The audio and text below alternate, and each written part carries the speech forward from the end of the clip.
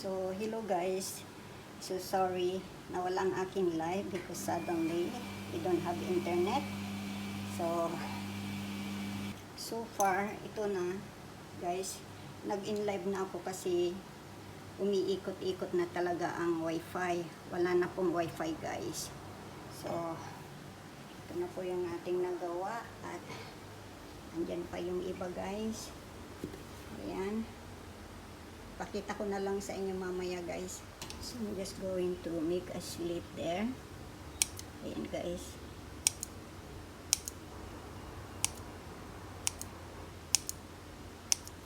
Problema ko talaga dito, guys, is wifi. I always don't have wifi.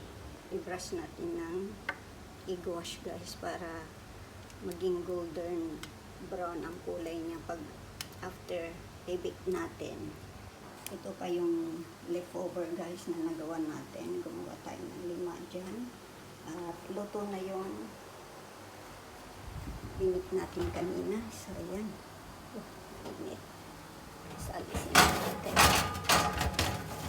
Sumasama yung vinaigrette. Saglit, guys. Ayan. Mainit.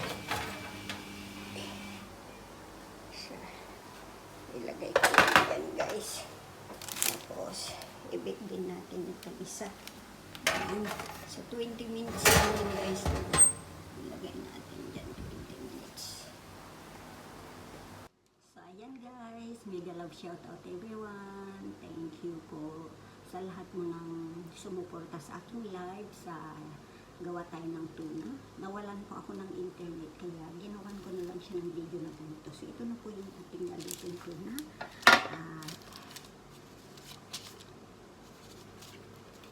Ano?